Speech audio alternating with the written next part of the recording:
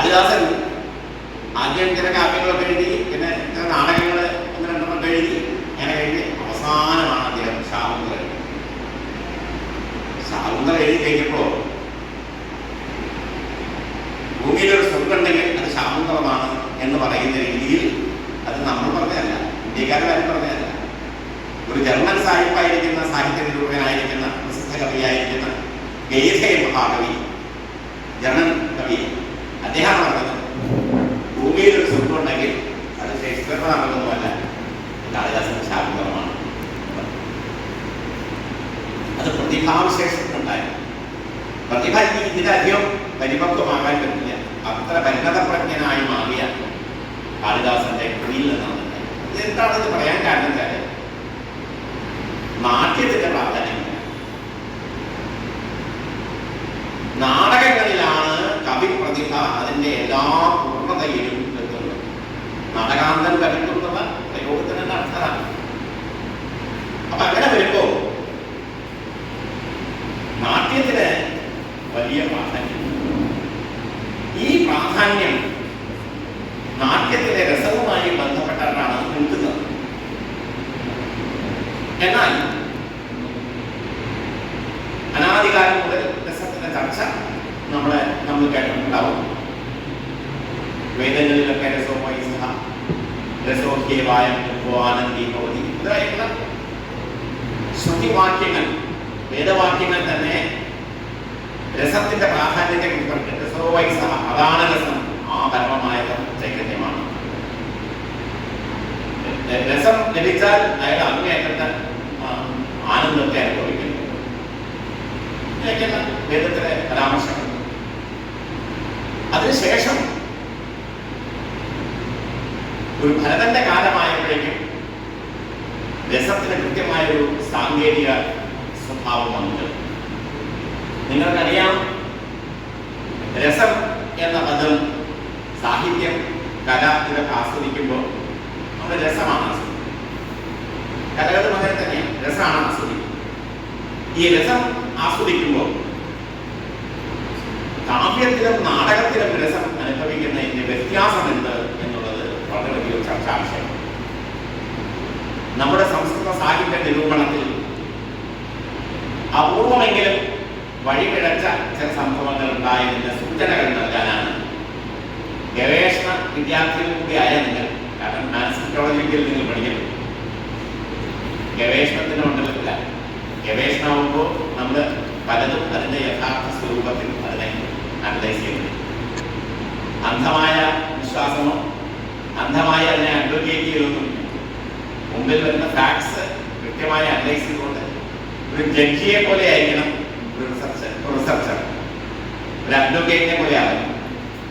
Advocate എന്ത് വ്യാജമായാലും അതിന് ശരിയാണെന്ന് സമർത്ഥിക്കാനായിട്ടുള്ള വാദഗതികൾ കൊണ്ടുവരുന്ന ആളാണ് ഫനാറ്റിക്കാണ്. അതിന്റെ നിക്ഷിപ്ത താല്പര്യങ്ങളുണ്ട്. വക്കീൽ രണ്ടുപേരും നിയമം തന്നെയാണ് കൈകാര്യം ചെയ്യുന്നത്. പക്ഷേ വക്കീൽ കൈകാര്യം ചെയ്യുന്ന നിയമം അതിന് നിക്ഷിപ്ത താല്പര്യമുണ്ട്. അതുകൊണ്ട് അതിന്റെ സത്യം കാണില്ല, അതിന്റെ സത്യമല്ല, അതിന് യുക്തി കൊണ്ട് പറഞ്ഞ് ജയിക്കാൻ മാത്രമേ. പക്ഷേ ജഡ്ജി അങ്ങനെയല്ല, യുക്തി നോക്കും, പക്ഷെ അതേ സമയത്ത് ഇതിന്റെ സത്യസ്ഥിതി എന്ത് എന്ന് കൃത്യമായി അന്വേഷിക്കുകയും നിഷ്പക്ഷമായി പ്രജുഡീസ് ഇല്ലാതെ പക്ഷപാതങ്ങളില്ലാതെ അതിനെ അതിന് നിഗമനത്തിലെത്തുകയും ചെയ്യും. അങ്ങനത്തെ ഒരു ചർച്ച രസമണ്ഡലത്തിൽ നമുക്ക് ആവശ്യമാണ് എന്ന് സൂചിപ്പിക്കാനാണ്. ഇപ്പൊ വാസ്തവത്തിൽ ഇതിന് സമയം വളരെ പരിമിതമായതുകൊണ്ട് വളരെ ഡീറ്റെയിൽ ആയിട്ട് പോകേണ്ടതല്ല. ചില സൂചനകൾ ആനന്ദം പറയും. ദിഗ്മാത്രം വിൽപ്പന്നാനാം സചേതസ. ഇവിടെ ഇരിക്കുന്നവരൊക്കെ വിൽപ്പന്നന്മാരായ സചേതസ്സുകളാണെന്നുള്ള വിശ്വാസത്തിലാണ്. അതായത് നല്ല പാണ്ഡിത്യമുള്ള സഹോദരന്മാർ. അവർക്ക് എന്ത് വേണം? അവർക്ക് എല്ലാം പറഞ്ഞു കൊടുക്കണ്ട. ദിഗ്മാത്രം ഉദ്ദേശം ഈ വഴി കൂടെ പൊക്കോളെന്ന് പറഞ്ഞാൽ മതി, വഴി മുഴുവൻ നടന്നു കാണിച്ചു കൊടുക്കണ്ട. അത്തരം ചില സൂചനകൾ മാത്രമേ ഞാൻ ഇന്നത്തെ ഈ ടോപ്പിക് പറയാൻ ഉദ്ദേശിക്കുന്നുള്ളൂ. വൈദിക സാഹിത്യത്തിൽ ഇതൊരു ആമുഖമാണ്. ഇനി ഞാൻ വിഷയത്തിലേക്ക് പ്രവേശിക്കുന്നത്. വൈദിക സാഹിത്യത്തിൽ രണ്ടു തരത്തിലുള്ള വിദ്യകൾ പറയുന്നു. വൈദിക സാഹിത്യം മുന്നോട്ട് വയ്ക്കുന്നത് രണ്ട് തരം വിദ്യകൾ, പര, അപര. അപര എന്ന് പറയാം. അപര പര എന്ന് പറഞ്ഞാൽ ഉത്കൃഷ്ടായിട്ടുള്ളത്, അപര എന്ന് പറഞ്ഞാൽ അത്ര തന്നെ ഉത്കൃഷ്ടമല്ലാത്തത്. നികൃഷ്ടം നടത്തില്ല, അത്ര തന്നെ ഉത്കൃഷ്ടമല്ല. താരതമ്യേന മറ്റേ അത്ര ഔത്കൃഷ്ട്യം അതിലില്ല എന്ന് ഞാൻ അർത്ഥം. കാരണം അതിനെ പൂർണ്ണമായി നിഷേധിക്കുന്നില്ല, അത് വിദ്യയായിട്ട് അംഗീകരിക്കുന്നു.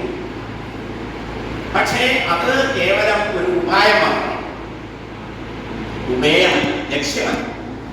ലക്ഷ്യത്തിലേക്ക് എത്താനുള്ള ഒരു വഴിയാണ്. ലക്ഷ്യത്തിലെത്താനുള്ള വഴി എങ്ങനെയിരിക്കും? ലക്ഷ്യത്തിലെത്താനുള്ള വഴി അത് മറ്റേ നല്ല ഭക്ഷണമൊക്കെ പറയണ പോലെ അസത്യെ വർമ്മനെ സ്ഥിത്വ തഥ സത്യം സമീപനം. നമ്മൾ സത്യത്തിലേക്ക് പോകണമെങ്കിൽ, സത്യമാണ് നമ്മൾ അന്വേഷിക്കണമെങ്കിൽ, നമ്മളിപ്പോൾ നിൽക്കുന്നത് എവിടെയാണ്?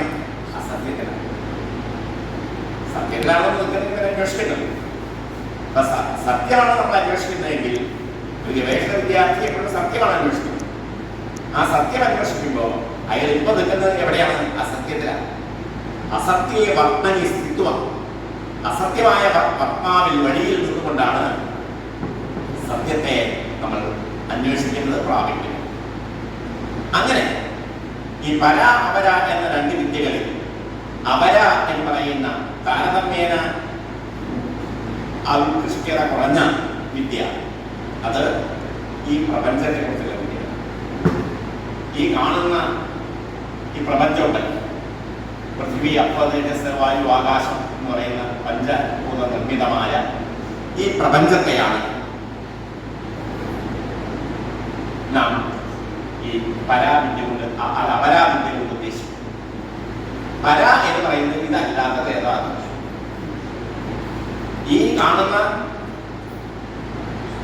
അജ്ഞാനാദി ജൻസമൂഹ അവസ്തു എന്ന് വേദാന്തം പറയുന്നത് പോലെ വസ്തു സച്ചിദാനന്ദം അദ്വയം ബ്രഹ്മ. വസ്തു എന്ന് പറഞ്ഞാൽ ഒന്നേ ഉള്ളൂ. വസ്തു എന്ന് പറഞ്ഞ പദത്തിന്റെ അർത്ഥം വാസ്തവികമായിട്ടുള്ളത് വസ്തു.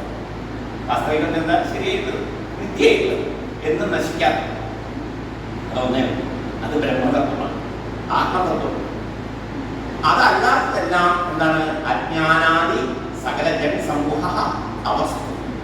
അതല്ലാത്ത ബാക്കിയൊക്കെ ബ്രഹ്മ അല്ലാത്ത, ആത്മാവല്ലാത്ത എല്ലാം അനിത്യമാണ് എന്നാണ് നമ്മുടെ വേദവും വേദാന്തവും ഒക്കെ പറയണം, ഉപനിഷത്തുകളൊക്കെ പറയണം. അപ്പോ ഈ രണ്ട് തരത്തിലുള്ള വിദ്യകളാണ് നമുക്കുള്ളത്. ഈ രണ്ട് വിദ്യകളുടെ ഒരു എന്താ പറയാ, ഒരു വളർച്ചയിലാണ് നമുക്ക് ഈ ദർശനങ്ങളും ശാസ്ത്രങ്ങളും ഒക്കെ ഉണ്ടാകുന്നത്. അതിൽ ദർശനങ്ങളിൽ തന്നെ ദർശനങ്ങളുടെയും ദർശനം എന്ന് പറയുന്ന ആത്മതത്വ പ്രതിപാദകമായിട്ടുള്ള വേദാന്തം, വേദാന്തങ്ങളിൽ തന്നെ അദ്വൈത വേദാന്തം, ആ വേദാന്തങ്ങളുടെ പറയുന്നത് ദ്വൈതം, വിശിഷ്ടാദ്വൈതം എന്ന് പറഞ്ഞു. ഇതെല്ലാം ആത്യന്തികമായിട്ട് അദ്വൈതത്തിലേക്ക് പോകാനുള്ള വഴിയാണ്. ഇങ്ങനെയാണ് അതിന് ആ ജ്ഞാന സമ്പ്രദായങ്ങൾ നമ്മുടെ ഉള്ളിലുള്ളത്. ഇവിടെ നാട്യശാസ്ത്രത്തിൽ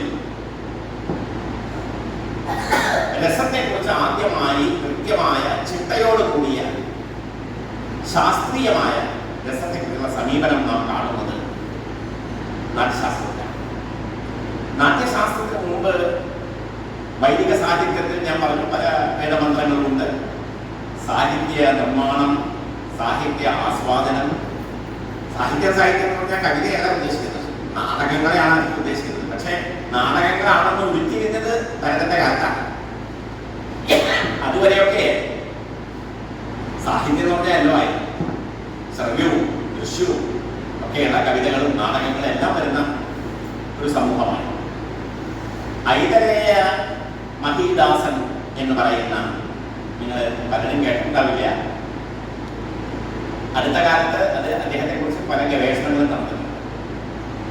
ഐതരേയ ഉപനിഷത്ത്, ഐതരേയ ബ്രാഹ്മണം, ഇതൊക്കെ എഴുതിയെന്നല്ല പറയേണ്ടത്, ഇതിനെയൊക്കെ ദർശിച്ച ഋഷി എന്നാണ് പറയേണ്ടത്. കാരണം ഋഷിമാരെ ദർശിക്കുക ചെയ്യുക, അവരെഴുതില്ല, അവർ സിയേഴ്സാണ്. കാണുന്ന മന്ത്രങ്ങളൊക്കെ അപൗരുഷയമാണ്. അതുകൊണ്ട് കാണുന്നത്. അപ്പൊ അങ്ങനെ ഈ ഐതരേയ ഉപനിഷത്തും ഐതരേയ ബ്രാഹ്മണവും ഒക്കെ എഴുതിയ അല്ലെങ്കിൽ അത് രചിച്ച അല്ലെങ്കിൽ അതിനെ ദർശിച്ച ഐതരേയ മഹീദാസൻ എന്ന് പറയുന്ന വലിയൊരു ആലങ്കാരികൻ ഭരതന് മുമ്പുണ്ടായിരുന്നു. അദ്ദേഹത്തിന്റെ ഒരുപാട് സാഹിത്യ ചർച്ചകൾ ഒരു പക്ഷേ വൈദിക സാഹിത്യത്തിൽ പല ഋഷിമാരും രസത്തെക്കുറിച്ചും അലങ്കാരങ്ങളെക്കുറിച്ചും കാവ്യചാരിത്വ വിഷയങ്ങളെക്കുറിച്ചൊക്കെ ധാരാളമായി സംസാരിച്ചിട്ടുണ്ടെങ്കിലും അതിൽ ഏറ്റവും പ്രധാനിയായിട്ടുള്ള ആള്, ഏറ്റവും പരപ്പിലും ആഴത്തിലും പരപ്പിലും ചർച്ച ചെയ്തിട്ടുള്ള ആള് ഐതരേയ മഹീദാസൻ. അദ്ദേഹം അലങ്കാരങ്ങളെ കുറിച്ച് പറയുമ്പോൾ അദ്ദേഹം രസത്തെ കുറിച്ച് എവിടെ കൊണ്ടിരിക്കും, അലങ്കാരമാണ് പറയുന്നത്. പക്ഷേ അദ്ദേഹത്തിന്റെ അലങ്കാരം എന്ന് പറഞ്ഞാൽ രസവും കൂടി അന്തർഭവിച്ചതാണ്. രസത്തെ കൂടി ഉൾപ്പെടുത്തിക്കൊണ്ടുള്ളതാണ് കാവ്യത്തിന്റെ സമസ്ത ചാരുത്വ പേരുകൾ. കാവ്യത്തിന് സൗന്ദര്യം ഉണ്ടാക്കാൻ എന്തെല്ലാം ഘടകങ്ങളുണ്ട്. മനോഹരമായ വൃത്തം, മനോഹരമായ അലങ്കാരം, എന്നല്ല എത്ര വേണമെങ്കിൽ ആവാം അലങ്കാരങ്ങൾ. മനോഹരമായ ശയ്യ, കാവ്യത്തിന്റെ ശയ്യാവുന്ന മാധുര്യം, ഓജസ്, പ്രസാദം മുതലായ ഗുണങ്ങൾ, കവിതയുടെ ഗുണങ്ങൾ, സാഹിത്യകൃതികളുടെ ഗുണങ്ങൾ, ഇതിനൊക്കെ ചർച്ച ചെയ്യുമ്പോൾ രസത്തെയും അദ്ദേഹം ചർച്ച ചെയ്യുന്നു. പക്ഷേ രസം ഒരു സാമാന്യമായ സാഹിത്യ നിരൂപണത്തിന്റെ അലങ്കാരങ്ങളുടെയും ഗുണങ്ങളുടെയും വൃത്തികളുടെയും രീതികളുടെയും ഒക്കെ അതിന്റെ കൂട്ടത്തിൽ ഒരു ഘടകം മാത്രമായിരുന്നു രസം. അതിന് രസത്തിന് പിൽക്കാലത്ത് വന്ന അല്ലെങ്കിൽ ഭരതന്റെ കാലത്ത് വന്ന പ്രാധാന്യം അന്നുണ്ടായിരുന്നു. ഭരതനാണ് ആദ്യമായി രസത്തെ കൃത്യമായി ചെയ്യുന്നത്. ഞാനത് സംസ്കൃതവും നാട്യശാസ്ത്രവും പഠിക്കാത്ത ദീപകനെ പോലെയൊക്കെയുള്ള സംസ്കൃതം പഠിപ്പിച്ചുകൊണ്ടിരിക്കുന്ന അധ്യാപകരായിട്ടുള്ള അവർക്കൊന്നും ഇതിന്റെ ആവശ്യമില്ല, എനിക്കറിയാം. പക്ഷേ പൊതുവെ ആളുകൾക്ക് ഇവിടെ കൂടിയവർക്കൊക്കെ ആവശ്യമാണെന്നുള്ളതുകൊണ്ട് ഞാൻ ജനറലായിട്ട് പറയുന്നത് മാത്രമല്ല, കാരണം അവർക്ക് ഫോളോ ചെയ്യാൻ പറ്റുന്നത്. അപ്പൊ ഇവിടെ ഭരതൻ നിങ്ങൾക്കറിയാം, പ്രസിദ്ധമായിട്ടുള്ള പദ്യം നാട്യശാസ്ത്രത്തിലെ ജഗ്രാഹ പാഠ്യം ഋഗ്വേദ സാമഭ്യോ ഗീതമേവച യജുർവേദ അഗ്നയാൻ രസാൻ ആധർവണാദി. ബ്രഹ്മാവ് നാട്യശാസ്ത്രത്തെ നിർമ്മിക്കുന്ന സമയത്ത് എങ്ങനെയാണ് നാട്യശാസ്ത്രം നിർമ്മിച്ചത്? ആദ്യം അതൊരു വേദമായിട്ടാണ് നിർമ്മിച്ചത്. അതൊരു വേദമായിരുന്നു. അപ്പൊ വേദം എന്ന് പറയുമ്പോൾ വേദത്തിന്റെ എല്ലാ ശക്തികളും അതിന്റെ പ്രാധാന്യവും അതിന്റെ ചൈതന്യവും ദിവ്യതയും ഒക്കെ ഉൾക്കൊള്ളുന്ന രീതിയിലാണ് നാട്യവേദം എന്നാണ് പറയുന്നത്, നാട്യവേദത്തെ സൃഷ്ടിക്കുന്നത്. അപ്പൊ നാട്യവേദം സൃഷ്ടിക്കുന്ന സമയത്ത് ബ്രഹ്മാവ് എന്താ ചെയ്തത്? 4 വേദങ്ങളുണ്ട്. ആ വേദങ്ങളൊന്നും മതിയാവാതെ എന്താണ് പുതിയൊരു വേദം സൃഷ്ടിക്കേണ്ടി വരുന്നത്? അതെന്താ കാരണം? ഇപ്പോൾ വളരെ വിശദമായിട്ട് ചർച്ചയുടെ അരികൊന്നും ഞാൻ കിടക്കുന്നില്ല. വളരെ ലളിതമായി പറഞ്ഞാൽ ധർമ്മത്തിൽ നിന്ന് മനുഷ്യൻ വ്യതിചലിക്കാൻ തുടങ്ങിയപ്പോൾ, മനുഷ്യന്മാർ മാത്രമല്ല ദേവന്മാരും എല്ലാവരും അവരുടെ സ്വധർമ്മത്തിൽ നിന്ന് വ്യതിചലിച്ച് പലധർമ്മങ്ങൾ അനുഷ്ഠിക്കാൻ തുടങ്ങിയപ്പോ വിദ്യാർത്ഥി അധ്യാപകന്റെ ജോലി ചെയ്യാൻ തുടങ്ങിയെങ്കിലും മകൻ അച്ഛന്റെ ജോലി ചെയ്യാൻ തുടങ്ങിയെങ്കിലും വളരെ സങ്കീർണമാവും നമ്മുടെ സമുദായത്തിലെ സമൂഹം. ആ സങ്കീർണത വന്ന് അങ്ങേയറ്റ പ്രയാസമായ ഒരു സന്ദർഭത്തിലാണ്, വളരെ ബുദ്ധിമുട്ടുള്ള ഒരു സാഹചര്യം വന്നപ്പോഴാണ് ദേവേന്ദ്ര പ്രമുഖന്മാരായിട്ടുള്ള ആളുകൾ ചെന്ന് ബ്രഹ്മാവിന്റെ അടുത്ത് ഈ സങ്കടം പറഞ്ഞ് പീഡനീയക്ഷാമം എന്ന് ഒരു പ്രാർത്ഥനയാണ്. ഞങ്ങൾക്കൊരു നേരം പോക്കിന് ഒരു കളിപ്പാട്ടം പോലെ ഒരു സാഹിത്യക്കുരുക്ക് വേണം, ഒരു സാധനം വേണം. അത് വിനോദത്തിനായിട്ടൊക്കെ പറഞ്ഞുള്ളൂ ദേവേന്ദ്രൻ അത്രയൊക്കെ പറയാൻ പറ്റുള്ളൂ. ദേവേന്ദ്രൻ എന്നൊരു ക്യാരക്ടറെ കുറിച്ച് നമുക്ക് അറിയാമല്ലോ, എന്തായിരിക്കും അതിൻ്റെ ഒരു സ്വഭാവം. അയാൾക്ക് അതിനെക്കുറിച്ചൊന്നും ഈ രാജഭരണത്തിലിരിക്കുന്ന ആളുകളുടെയൊക്കെ ഒരു പൊതുവെയുള്ള ഒരു സ്വഭാവമാണ്. അപ്പോ അവർ വളരെ ലാഘവ ബുദ്ധിയോട് കൂടി അതൊക്കെ കാണാം. പക്ഷെ ബ്രഹ്മാവ് അതല്ല, അദ്ദേഹം ഇതിന്റെ സാഹചര്യം മനസ്സിലാക്കിയിട്ട് നാട്യവേദം എന്ന് പറയുന്ന 5ാമത്തെ വേദം ക്രീഡനീയമായിട്ട് ഉണ്ടാക്കിയപ്പോൾ, ക്രീഡനീയ കളിക്കൊപ്പ് എന്നാണ് അർത്ഥം. കളിക്കൊപ്പ് വിനോദത്തിലുള്ളത്, കളിക്കാനുള്ളത്. അപ്പൊ നാടകങ്ങളൊക്കെ കളിക്കാനുള്ളത് തന്നെയാണ്. സ്റ്റേജിൽ കളിക്കില്ലേ ചെയ്യണേ? നാടകം കളിക്കുന്നുണ്ട്, കഥകളി, അരങ്ങ് കളിയുണ്ട് അല്ലേ? അപ്പൊ അങ്ങനെ കളിയാണ്. ഇത് അഭിനയിക്കാനായിട്ട് ഒരു ചട്ടക്കൂട് വേണം.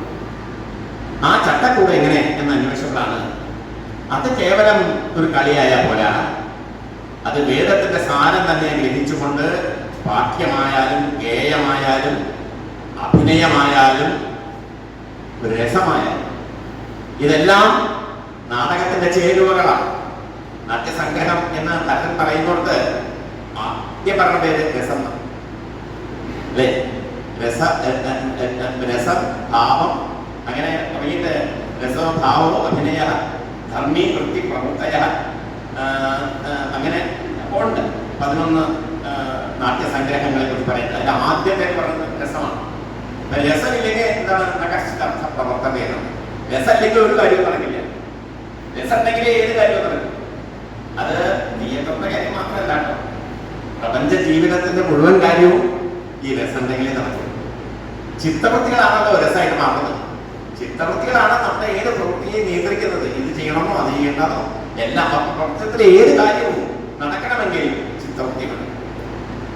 ചിത്തവൃത്തികളാണ് അതിന്റെ വിഭവങ്ങളെല്ലാം കൂടിച്ചേരുമ്പോൾ അതിനോടനുബന്ധമായിട്ട് അതിന്റെ വ്യഞ്ജക സാമഗ്രികളെല്ലാം കൂടിച്ചേരുമ്പോൾ അത് രസമായിട്ട് പരിണമിക്കും. അല്ലെങ്കിൽ അത് വളരെ സൂക്ഷ്മമായിട്ടൊരു ഭാവമായിട്ടിരിക്കും.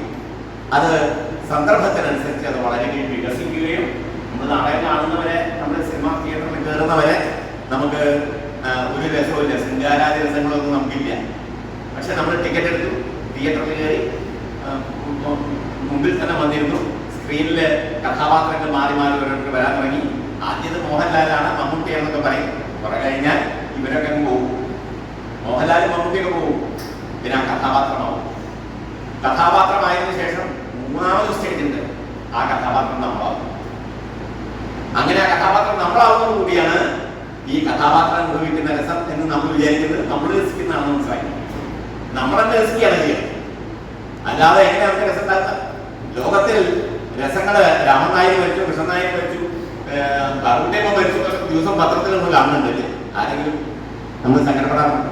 പത്രം എടുത്തു, അയ്യോ കറുണ്ടേമ്മ മരിച്ചു, ആരും നമ്മളാരും അറിയാറില്ല. അതൊരു വാർത്ത പോലെ നമ്മൾ കേൾക്കുന്നു അത്രയും. പക്ഷെ നമ്മുടെ സ്വന്തം ഒരാളാണ് മരിക്കുന്നെങ്കിലോ അപ്പൊ നമുക്ക് സങ്കടമായി. നമ്മുടെ ഭാര്യയോ ഭർത്താവോ അല്ലെങ്കിൽ മകനോ അടുത്ത ബന്ധുവോ സുഹൃത്തോ ഒക്കെ മരിച്ചു കഴിഞ്ഞാൽ ബന്ധം അനുസരിച്ചാണ്.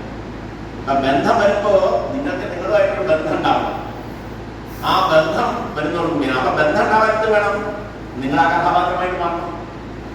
നിങ്ങൾ ആ കഥാപാത്രമായി മാറുമ്പോൾ നിങ്ങൾ ദുഷ്യന്തനായാലും ശകുന്തളയായാലും രാമനായാലും ലക്ഷ്മി ആയാലും മറ്റേ മഹാവിഷ്ണു ആയാലും ഏത് കഥാപാത്രം എടുത്തു വന്നാലും അത് പുരാണ കഥകളാവാം, ഇന്നത്തെ സാമുദായിക സാമാജിക കഥകളാവാം, ഏത് കഥകളായാലും അതെല്ലാം നമ്മൾ തൊട്ട് മുമ്പിലിരുന്ന് കണ്ടുകൊണ്ട് ക്രമത്തിൽ ഇങ്ങനെ 1 മിനിറ്റ് 1 മിനിറ്റൊക്കെ കഴിയുമ്പോഴേക്കും നമ്മുടെ ഹൃദയം മാത്രം സഹൃദയത്വം വികസിച്ചോളും. അതേപോലെ ടിക്കറ്റിന്റെ പൈസ കൊടുത്തതിനെ കുറിച്ചുള്ള ഖേദവും നമുക്കുണ്ടാവും. എത്ര അധികം പൈസ കൊടുത്ത് കാണാനുണ്ടാവും എന്നുള്ളൊരു ക്ലേശാണ് ഉണ്ടാവുക. പക്ഷെ മന്ദിരത്തിൽ കണ്ടു തുടങ്ങിക്കഴിഞ്ഞാൽ നമ്മുടെ ഹൃദയം കണ്ടിയും ഉരുകും. ഓരോ കഥാപാത്രവും നമ്മളായിട്ട് മാറും. ആ കഥാപാത്രങ്ങളായിട്ട് മാറുമ്പോൾ ആ കഥാപാത്രങ്ങളുടെ രസങ്ങളൊക്കെ നമ്മുടേതായിട്ട് രസമായിട്ട് വരും. ഇതാണ് രസാസ്വാദനത്തിൽ നടക്കുന്നത്. അപ്പൊ ഇവിടെ ഞാൻ പറഞ്ഞുകൊണ്ടുവന്നത് വെച്ചാൽ രസത്തിന്റെ പ്രാധാന്യം സാഹിത്യത്തിലെ, അത് നാടകത്തിലെ പറയാനാണ്. അത് പറയുമ്പോൾ ഈ നാട്യത്തിലെ ഭരതമുനി രസത്തെ ആവിഷ്കരിക്കുമ്പോൾ അദ്ദേഹം പറഞ്ഞത്, ഞാൻ നേരത്തെ പറഞ്ഞു ജഗ്രാഹ പാഠം വേദാന്തത്തിൽ, അവിടെ ആധരണങ്ങളിൽ നിന്നാണ് രസത്തെ സ്വീകരിച്ചത്. അധർവണ സംബന്ധിയായ മന്ത്രങ്ങൾ, അഥർവവേദത്തിലുള്ളതായിരിക്കുന്ന മന്ത്രങ്ങൾ, ആ മന്ത്രങ്ങളിൽ നിന്നാണ് രസത്തെ സ്വീകരിച്ചത്. വളരെ സാങ്കേതികമായിട്ടാണ് അദ്ദേഹം അത് ആവിഷ്കരിക്കുന്നത്.